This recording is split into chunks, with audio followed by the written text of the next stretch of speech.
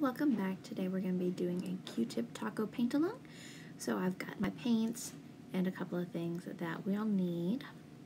So something to put paint on, this is a paper plate, pencil, and possibly a paper towel.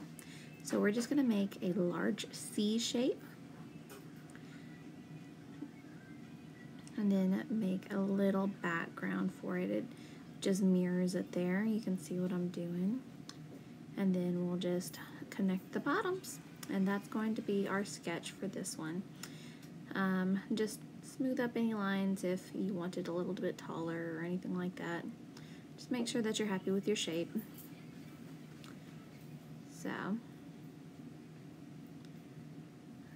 now that we've got that, we're going to go ahead and start doing some paint. So I'm going to do purple for my background because I plan to put this on the little girl's wall. And so we'll take our Q-tip and just dip it in, just like we did with that first paint along.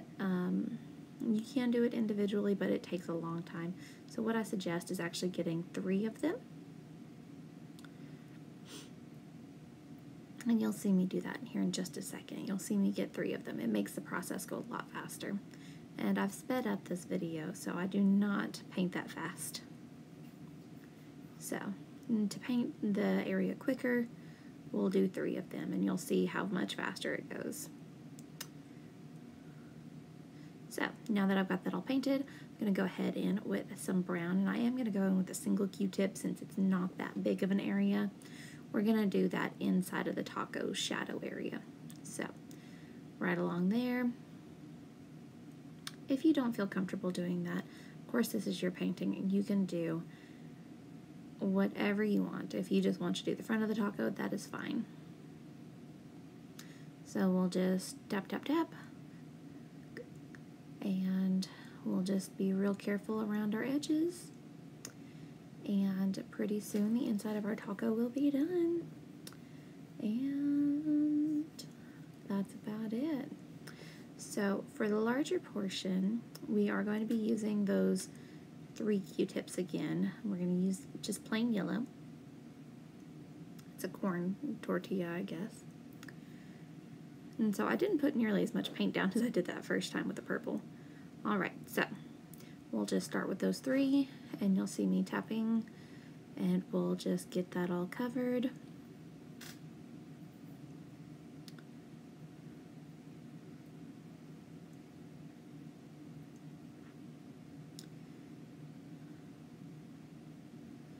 And I like a pretty dense coverage with this. You are welcome to do it however you need or want. And so I'm just being really careful around the edges. I'm just stamping it very carefully.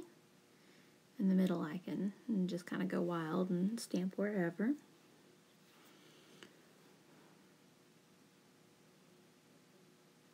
So real careful around the edges, filling in. Real careful around the edges, and then filling in sporadically. Yep, just like that. You'll continue to do that until we get it all done. And I did work from one side to the other for a reason. I did want a little bit of shadow down here, and it is easier to do mixed colors with the Q-tips when your paint is still a little wet.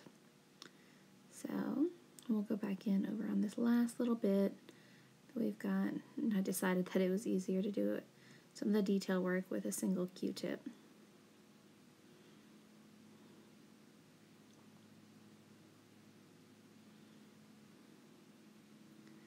So just filling any spots that I think need a little extra paint, and then of course my edges some more. Trying to cover up some of that pencil line.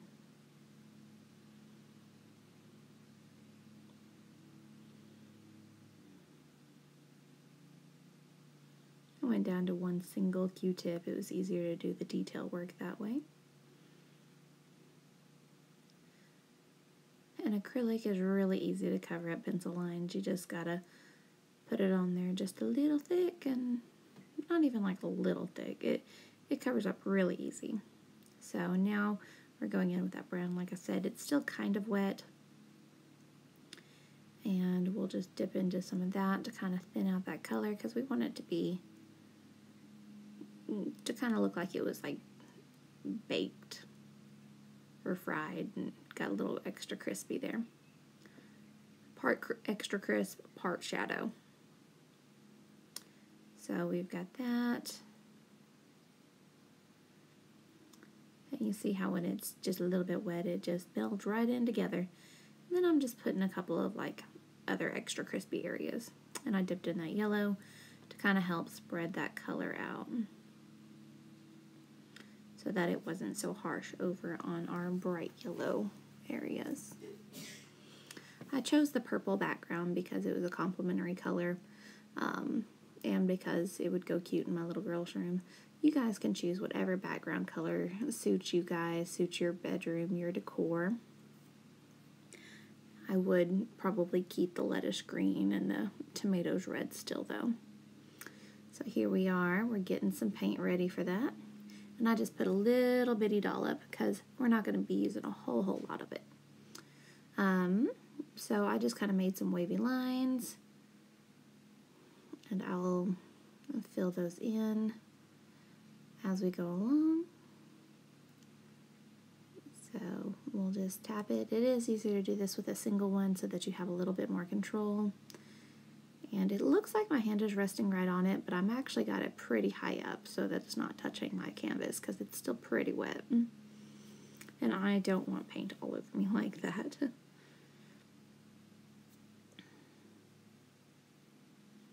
So we're just going in, making some frilly lettuce. Maybe something like romaine, I don't know.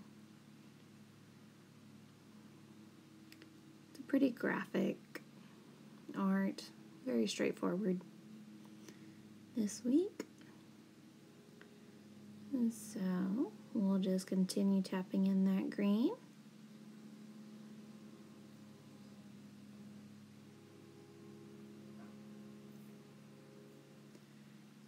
I'm putting some little areas where it kind of disappears behind the rest of the taco shell. Then we'll use that other side and just kind of dot along some tomato squares that are sticking out.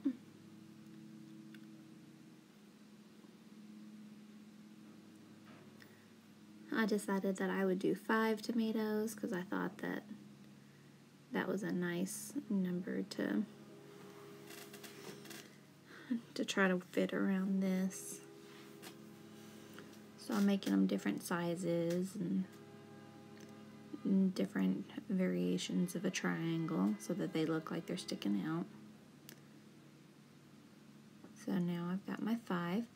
So now I'm just going to go back and put any paint where I think it needs a little bit of extra red there. And once we finish up our tomatoes, we will be done. So you can get your kit in the description box below. We hope you guys have a good day. Stay safe. See you next time. Bye.